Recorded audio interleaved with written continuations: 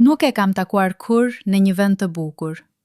Herën e parë e pash të zvaritet nga poshtë një makine të vjetër, me fytyrën të lyer me vaj motori dhe duart që dukej sikur kishin prekur çdo njol të këtij qyteti. Ishte në një autoservis në periferi, ku era e benzinës përzihej me atë të gomave të djegura. E qova makinën time sepse bënte një zhurmë të çuditshme, një zhurmë që më ngjante me mua.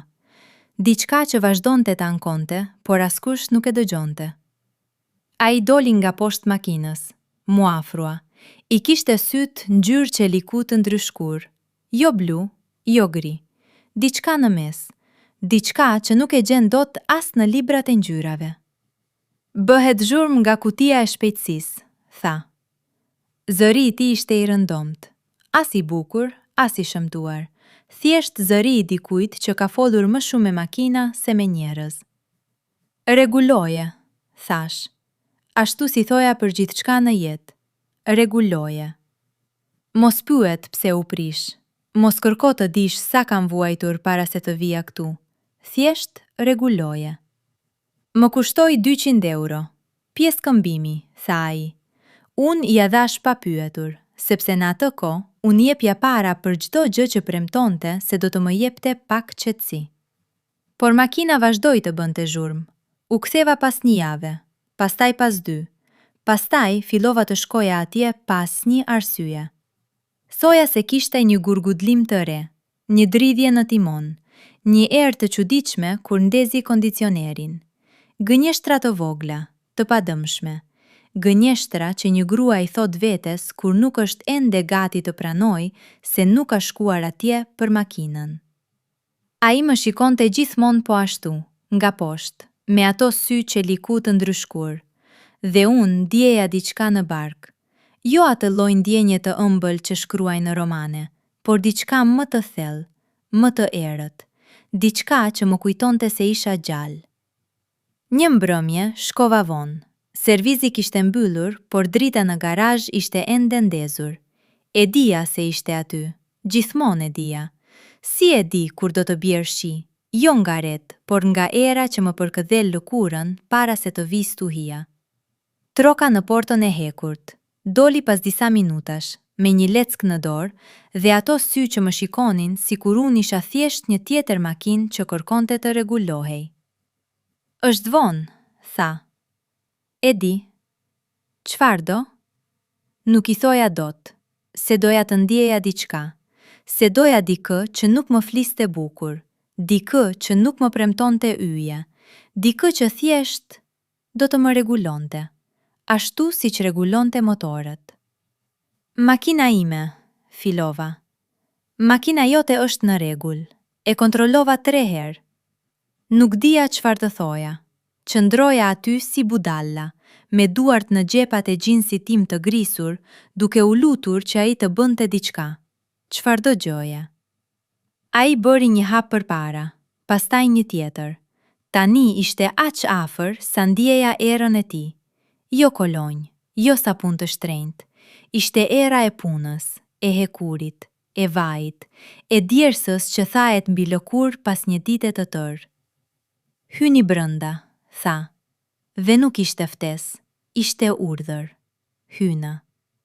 Garazhi ishte i madh, i mbushur me mjete të varura në mur, çelsa anglez, kaçavida, një fole makine, dhe në mes një tapet i zi që shtrihej për tokë. Ai mbulli portën pas meje, zhurma e jashtme u shua. Mbetëm vetëm ne dhe era e benzinës që na mbështjelte si një batanie e ftohtë. Ti nuk e ardhur për makinën, tha. Nuk ishte pyetje. Jo. Për çfarë ke ardhur? Mendova t'i thoja të vërtetën, se isha e vetmuar, se buri im më flinte natën me shpinë nga unë dhe unë prekja vete në heshtje duke imagjinuar dikë që nuk ekzistonte. Se isha e lodhur nga butësia e reme, nga puthjet e thata, nga seksi që dukej si taksi, hyn, paguan, zbret. Por nuk thash asgjë nga këto. Thjesht qëndrova aty duke e parë.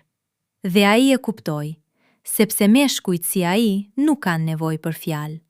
Ata lecojnë trupin, lecojnë mënyrën si një grua i mban duart, si e lëkund iën kur qëndron në këmbë, si merr frym pak më shpejt kur afrohet. Ai mu afrua përsëri. Këtë herë nuk ndaloj një hap larg, ndaloj pikërisht aty ku trupi im filonte dhe hapësira e tij mbaronte. E ndjeva dorën e tij në belin tim. Ishte dorë e ashpër, e mbushur me plagë të vogla, me gjishta të trashë që kishin shtrënguar mijëra vida dhe kushineta. Por ajo dorë më mbante mua tani, dhe unë doja të më mbante. Zoti, sa shumë doja të më mbante dikush.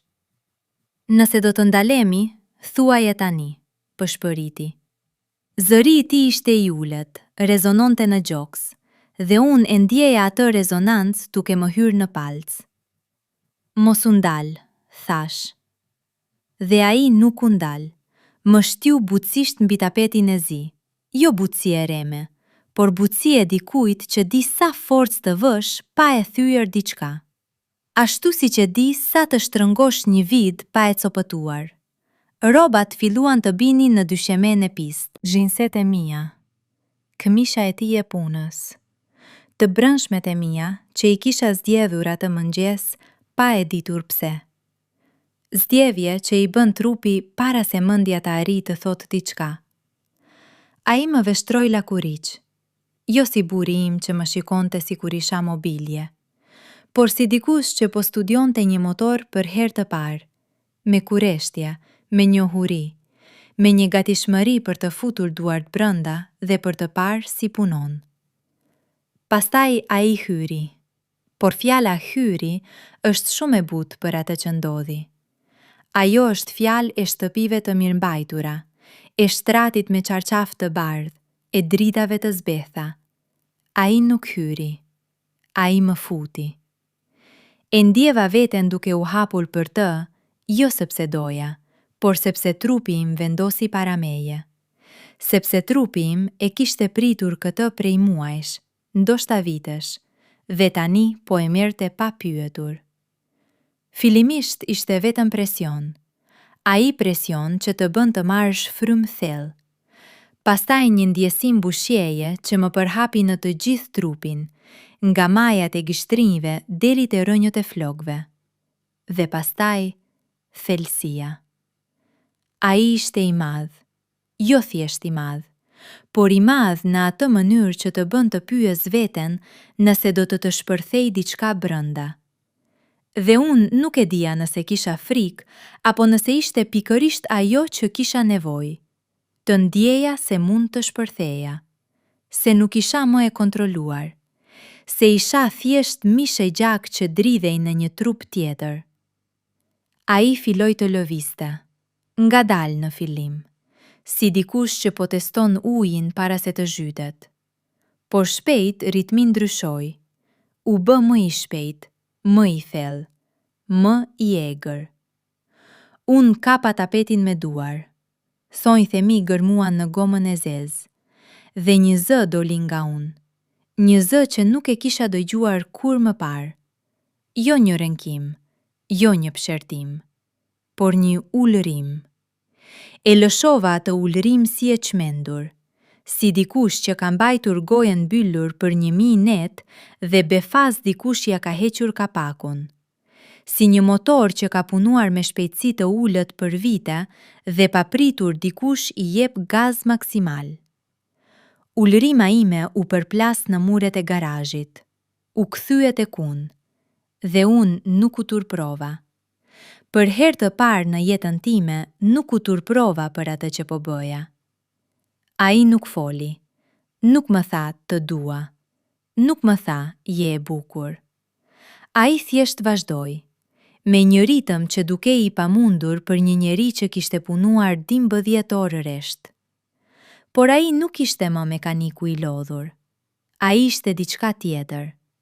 Ishte forca bruto që më mbante në atë tapet të zi, në atë garazh të pist, në atë botë që askush nuk do ta kuptonte kur. Ndjeva valën e parë kur ai ndryshoi këndin. 1 centimetër më poshtë, 1 centimetër më thellë. Dhe unë përjetova atë që gratë nuk e pranojnë dot me zë të lartë, se ndonjëherë të qenit e pushtuar plotësisht është forma më e lartë e lirisë. Trupi im filloi të dridhej. Jo ato dridhje të vogla që mund t'i fshehesh nën batanie, por dridhje të mëdha, të dukshme, që vinin nga thelësia e eshtrave. Ulërima ime u bë më e lartë, më e egër. Tani nuk ishte më një ulërim e vetme, ishte një sër tingujsh që nuk ngjanin me asgjë njerëzore. Ishte diçka primitive, diçka që kishim harruar se e kishim brënda, sepse qytetërimi na kishte mësuar të jemi të qetë, të rregullt, të padukshme. Por atje, në atë garazh, unë isha gjithçka përveç e padukshme. Ai e ndjeu trupin tim duke u kontraktuar rreth tij. Dhe kjo e bëri atë të shkonte edhe më thellë. Po, edhe më shumë. Deri në atë pikë ku mendova se do të më çante në dysh. Por nuk më qau. Më mbushi, më plotsoi. Më bëri të ndjehesha e tërë në një mënyrë që asnjë fjalë nuk mund ta përshkruaj. Kur mbaroi, të dy rinim aty, të mbuluar me djers dhe pluhur gome. Frymarrja ime ishte e shpejtë, e cekët, e imja, e tij. Ai u tërhoq ngadalë, dhe unë ndjeva boshllëkun menjëherë. Atë boshllëk që vjen kur diçka ka qenë aty dhe pastaj ikën. Një lloj zbrastire e shenjtë. Për një kohë të gjatë askush nuk foli. Pastaj ai tha: "Makina jote është gati." Unë ngrit, veshi pantalonat. Nuk më shikoi, nuk më puthi, nuk më premtoi asgjë. Dhe unë e dua pikrisht për këtë, sepse ai nuk më tha se do të më rregullonte mua. Ai rregulloi vetëm makinën. Pjesën tjetër e lë të shkatëruar, të egër, të papërpunuar. Unë u vesha ngadalë.